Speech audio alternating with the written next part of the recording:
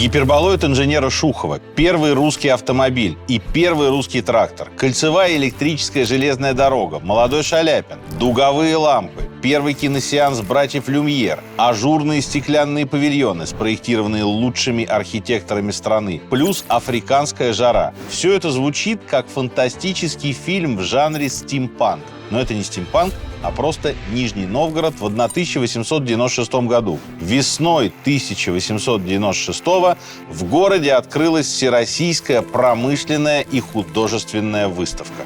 Конец XIX века был эпохой великой и наивной веры в технический прогресс. Любые технические новинки вызывали восторг. Казалось, что еще чуть-чуть, и техника решит абсолютно все проблемы. Российская империя в этот период стремительно превращается в передовую промышленную державу. В стране экономический бум. Быстрее экономика в тот момент растет только в Штатах, а Британию и Францию Россия по темпам роста оставляет далеко позади. Строятся новые фабрики и заводы, внедряются новые технологии в металлургии и производстве. Растет сеть железных дорог и речного транспорта. В городах появляются первые электростанции. На бирже делают и теряют целое состояние. Про все это у нас на днях выходит большой выпуск. Но сейчас остановимся всего на одном событии, самом знаковом – на Всероссийской промышленной и художественной выставке, которая проходила в Нижнем Новгороде. Нижний Новгород – одна из узловых экономических точек страны и неофициальная столица русского купечества. Это деловой центр Поволжья. Сюда съезжаются со всех концов России купцы на самую крупную в стране сезонную ярмарку, на которой происходит оптовая торговля зерном. Но по мере того, как русский хлеб переставал быть основным экспортным товаром, ярмарка тоже теряла свое значение. Решено было принять серьезные имиджевые меры и заодно продемонстрировать миру мощь русской промышленности. Нижний Новгород выбрали для проведения очередной всероссийской промышленной выставки. Она должна была стать самой крупной из всех. Что такое вообще промышленная выставка? Это достаточно понятный для нас формат. Для таких событий сегодня строятся экспоцентры. Но в XIX веке у подобных выставок был в первую очередь промышленный и научно-технический уклон. Одна из первых прошла в Париже еще в 1798 году. Там публика впервые увидела точные весы и цветные карандаши.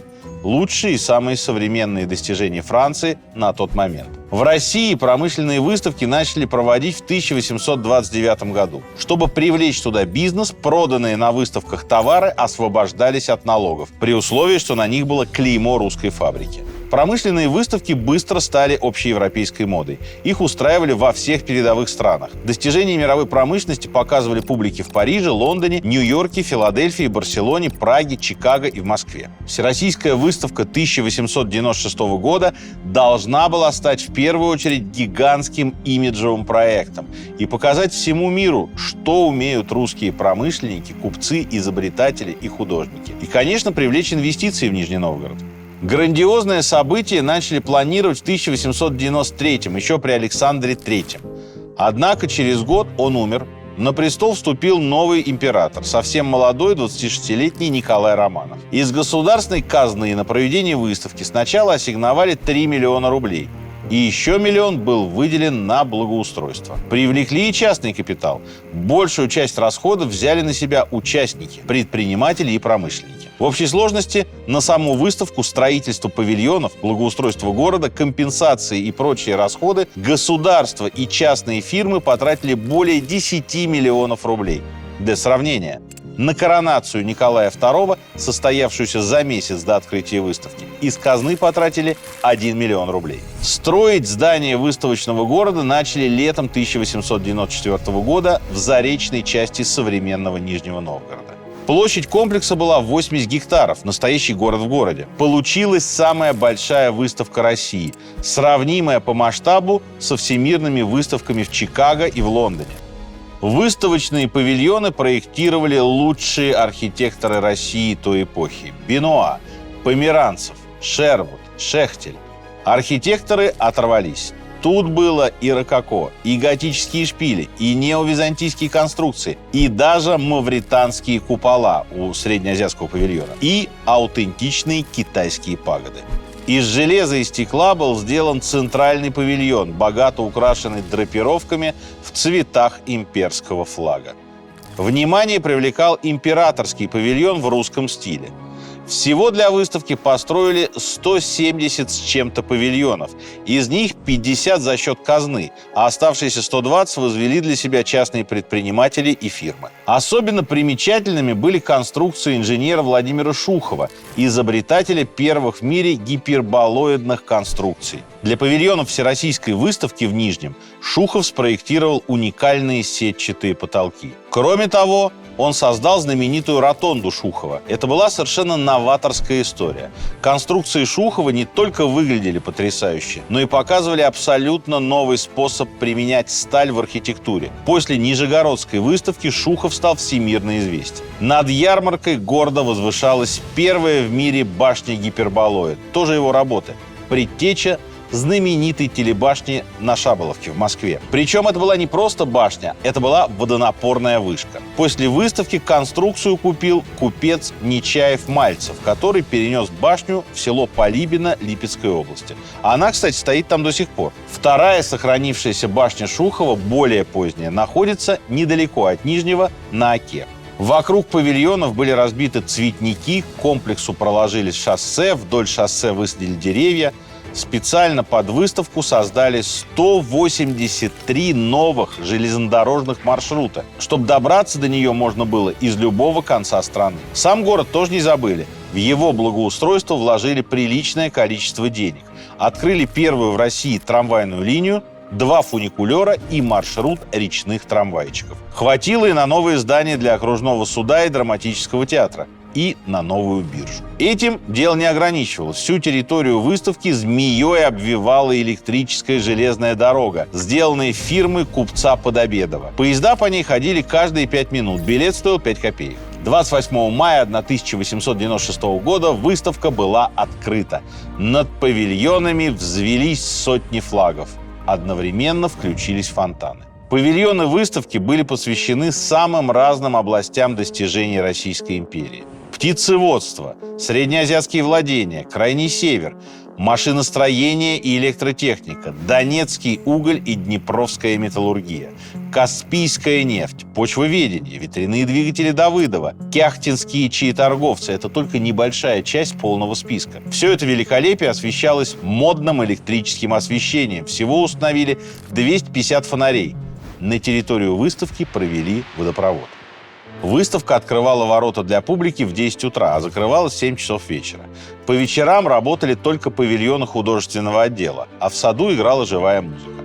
Здесь был машинный отдел, художественно-промышленный павильон, военный павильон, садоводство, лесное хозяйство и так далее. В сельскохозяйственном отделе лекции читали выдающиеся ученые Менделеев и Тимирязев. Машинный отдел впечатлял особенно. Это было огромное здание из стекла и стали, полное разнообразных промышленных механизмов. И все они работали. Именно в Нижнем публика увидела первый русский автомобиль конструкции Фрезе и Яковлева. У машины был 4-тактный двигатель внутреннего сгорания с мощностью в 2 лошадиные силы. Саратовский изобретатель Федор Блинов показал первый русский трактор. Он потратил на его разработку бешеные деньги – 10 тысяч рублей. Заказчиков не нашел, но зато получил медаль. В учебном воздухоплавательном парке можно было посмотреть на воздушные шары и дирижабли. В павильоне винодела князя Голицына можно было попробовать вино, сидр и шампанское. В павильоне Крайнего Севера показывали живого тюленя. Путиловский завод показывал станки, подъемные краны и артиллерийские орудия. В водолазном павильоне можно было посмотреть, как раз в час под воду погружается водолаз, а потом связаться с ним по проводному телефону. В художественном павильоне выставили работы Репина, Сурикова, Маковского и скульптуру. Посетителей развлекали представлениями в концертном зале, панорамой художника Франца Рубо со сценой Кавказской войны под названием «Взятие Ахульго», а также стрельбой в тире. На сцене драматического театра пел главную партию в опере «Жизнь за царя» молодой Федор Шаляпин. Его привез миллионер Савва Мамонтов.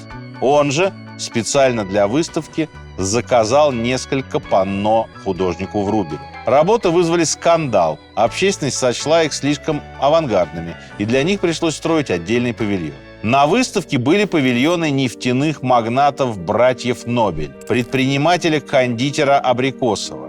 В оранжерее купца-садовода Бурмистрова распускались гигантские зеленые листья выращенных в России экзотических пальм. Другая пальма была выкована из рельса. Ее автором был кузнец завода Новороссийского общества каменноугольного, железного и рельсового производств Алексей Мерцалов.